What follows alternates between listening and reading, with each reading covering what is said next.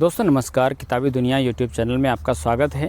किताबी दुनिया के श्रृंखला किसान और किसानी में आज हम लेकर आए हैं लक्ष्मी प्रसाद पांडे जी के संपादन में प्रकाशित किताब जागरण का मार्ग से एक लेख। इस लेख का शीर्षक है गाँवों की समस्याएं।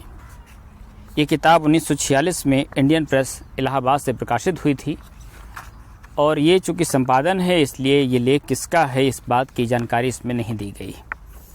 लेकिन इस लेख को जो आप सुनेंगे तो आपको पता चलेगा कि भले ही हमारा समय बदल चुका है लेकिन बहुत सारी समस्याएं गाँव की वैसे ही बनी हुई हैं। इसलिए कुछ बदलाव और कुछ जो नई समस्याएं हमारे सामने खड़ी हुई हैं आज के दौर में, उन दोनों को संदर्भ में रखते हुए इस लेख को समझने का प्रयास करिएगा। तो आइए सुनते हैं लेख गाँवों की समस्याएं। भारतवर्ष कृषि प्रधान देश है। यहाँ के 80% लोग गांव में रहते हैं। इस देश की उन्नति के लिए यह अत्यंत आवश्यक है कि 7 लाख गांवों को सुचारू रूप से उन्नत बनाया जाए और जहां तक हो सके यहां के रहने वालों को इस बात के लिए प्रोत्साहित किया जाए कि वे अपनी बिगड़ी हुई दशा को विधि के अंक न समझकर उनको सुधारने का यथासंभव प्रयत्न करें।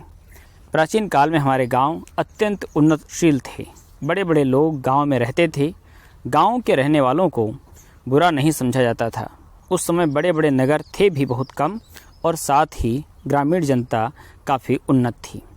पर धीरे धीरे विशेषतः अंग्रेज़ों के आने पर गाँव का संपूर्ण ढांचा ही बिगड़ गया। ग्रामीण पंचायतों का ह्रास होते ही वहाँ की स्वतंत्रता नष्ट हो गई। जमींदारी प्रथा के बदल जाने से जमींदार लोग बड़े बड़े शहरों में रहने लगे तथा गाँव का काम उनके नौकरों के भरोसे रह गया। विदेशी शिक्षा के प्रचार से पढ़े लिखे लोग गाँव को ओछी निगाह से देखने लगे और पढ़ लिख कर शहर में ही रहने लगे। गाँव के उद्धार का प्रयत्न तो क्या, उसके बारे में सोचना तक बंद हो गया। लेकिन कांग्रेस का ज्यों-ज्यों असर बढ़ता गया, गाँव की तरफ लोगों का ध्यान भी आकर्षित होता गया। गांधी जी ने इनको उन्नत बनाने का काफ़ी प्रयत्न किया और उन्हीं के प्रयत्नों का यह फल है कि इस समय कांग्रेस का यह विशेष प्रोग्राम है कि ग्रामों का पुनः उद्धार किया जाए। गांधी जी के खद्दर के प्रोग्राम ने गाँव वालों को रोज़ी का एक नया तरीका बता दिया और उन्हीं के प्रयत्नों से अखिल भारतीय स्पिनर्स एसोसिएशन तथा अखिल भारतीय ग्राम उद्योग संघ गाँव वालों के लिए इतना कार्य कर रहे हैं। वास्तव में कांग्रेस तथा गांधी जी की तो नीति ही यही है कि बड़े बड़े शहरों की जगह जहाँ के लोग गंदे और बदबूदार मोहल्लों में रहते हैं तथा बुरी बातों में पड़कर जीवन नष्ट कर देते हैं, छोटे छोटे गांवों को आबाद किया जाए जो कि हर आवश्यक कार्य की वस्तु को स्वयं अपने गांव में ही पैदा कर लें। आजकल गांवों की दशा अत्यंत शोचनीय है। उनके खाने पीने तक का ठिकाना नहीं है। वे सुबह से शाम तक प्रतिदिन खेतों में काम करते हैं, फिर भी इतना पैदा नहीं कर सकते कि अपना तथा घर वालों का पेट ठीक से भर सकें। एक तो उनके खेत बहुत ही छोटे तथा बिखरे हुए हैं, ऊपर से उनके पास अच्छे बीज, सिंचाई, हल बैल, खाद आदि का कोई अच्छा इंतज़ाम नहीं है। नतीजा ये होता है कि पैदावार बहुत ही कम होती है। जो कुछ पैदा भी होती है उसका बहुत बड़ा भाग मालगुजारी चुकाने तथा उधार रुपए की किस्त चुकाने में निकल जाता है। परिणाम ये होता है कि वे भर पेट भोजन भी नहीं कर पाते। भारतीय किसान ऋण में पैदा होते, ऋण में ही जीवन निर्वाह करते और ऋण में ही मर जाते हैं। वे कभी ऋण अदा कर ही नहीं पाते। रुपए की कमी के कारण न तो वे अपने लड़कों को पढ़ाने के लिए भेज सकते हैं और न उनको ठीक ठीक कपड़े ही पहना सकते हैं। रुपया कमाने की मार इतने ज़ोर की होती है कि वे अपने 10-12 वर्ष के लड़के को स्कूल भेज ही नहीं सकते, क्योंकि आवश्यक हो जाता है कि वह खेत में काम करे। गांव में किसी को इस बात की फिक्र भी नहीं होती कि सफाई ठीक ढंग से की जाए। जहां देखिए घर के चारों तरफ लोग पेशाब तथा मल त्यागने बैठ जाते हैं। पशु भी घर के सामने या घर में ही एक कोठरी में पाखाना पेशाब करते रहते हैं। इस कारण गंदगी फैलती है, जिससे प्रायः बीमारियां फैलती हैं। घर में जगह की कमी के कारण प्रायः देखा गया है कि घर के सभी लोग तथा पशु एक ही कमरे में सोते तथा एक दूसरे की गंदी हवा में सांस लेते रहते हैं। घरों में कहीं रोशनदान या हवा आने जाने की जगह नहीं होती। कच्चे मकान होने के कारण किसान लोग उनमें खिड़की भी नहीं निकाल सकते। गांव में नालियों का कहीं नामो निशान नहीं होता। जहां देखिए गंदा पानी इधर उधर बहा करता है। कभी कभी तो पीने तथा नहाने का पानी भी एक होता है। बरसात में गड्ढों में पानी भर जाता है, उसी में गांव के लोग नहाते रहते हैं। गांव के मवेशी नहाते हैं और वही पानी पीने के काम भी आता है। कहने की आवश्यकता नहीं कि इस गंदे पानी के पीने से नाना प्रकार की बीमारियां हो जाती हैं। यदि गांव में कुएं हुए भी तो प्रायः उन्हीं कुओं के पास बरसाती पानी का गड्ढा होता है।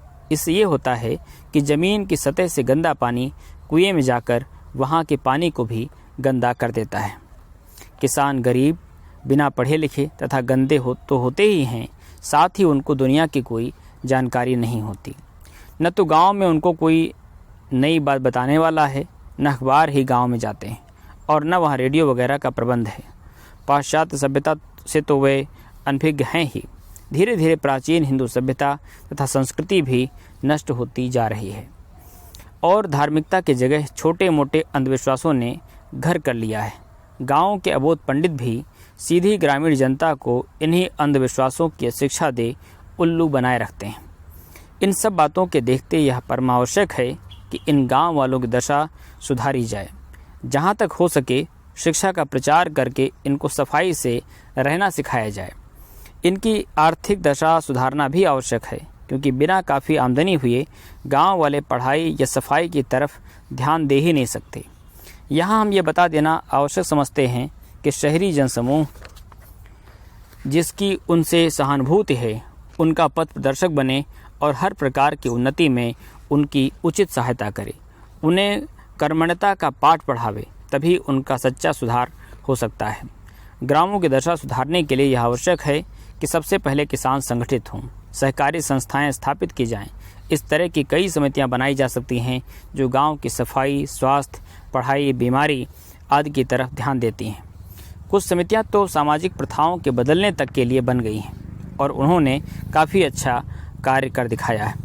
बिना सहकारी समितियों के गांवों की दशा सुधारना अत्यंत कठिन है। किसानों की आर्थिक दशा सुधारने के लिए सबसे पहले यह आवश्यक है कि सहकारी समितियों द्वारा खेतों की चकबंदी शुरू कर दी जाए। पंजाब में ऐसी समितियों ने काफ़ी अच्छा कार्य दिखाया है। चकबंदी से खेत बड़े बड़े हो जाएंगे और फिर किसान सामूहिक रूप से अच्छे अच्छे सामान लाकर खेतों को जोत सकेंगे। अभी जबकि किसानों के पास 2 या 3 बीघे भूमि है, वे स्वयं न तो बैल ही रख पाते हैं और न ही अच्छे हल। चकबंदी के बाद अच्छे बीजों का प्रबंध होना चाहिए। घुने हुए तथा बुरी किस्म के बाजारू बीजों के बोने से पैदावार काफ़ी घट गई है। इससे आवश्यक यही होगा कि सहकारी बीज समितियां खोलकर इस गलती से बचा जाए। अच्छे बैल तथा हल के अलावा ये भी आवश्यक है कि उपज को बेचने का ठीक प्रबंध हो। आजकल गरीब किसानों को खेत कटते ही बेचने की फिक्र पड़ जाती है, क्योंकि उन्हें लगान देना पड़ता है। एक साथ सभी बेचते हैं, जिससे चीज़ों के भाव गिर जाते हैं। जो किसान मंडियों में अपना सामान ले जाते हैं, उनको बुरी तरह लूटा जाता है। कहा जाता है कि जिस वस्तु के लिए उपयोग करने वाला 1 रुपया व्यय करता है, उसमें किसान को सिर्फ 9.5 आने मिलते हैं, बाकी बीच के लोग खा जाते हैं। अतएव यह आवश्यक है कि आवश्यकता अनुसार ग्राम ग्राम सहकारिक क्रय विक्रय समितियां खोली जाएं, जो खरीदने तथा बेचने का सब कार्य करें। खेतों की पैदावार बढ़ाने के अलावा ये भी आवश्यक है कि किसान घरेलू उद्योग धंधों को भी सीखें, जिससे उनकी आमदनी बढ़े। कहा जाता है कि किसान साल में सिर्फ 4 या 5 महीने काम करता है, बाकी दिन बेकार रहता है।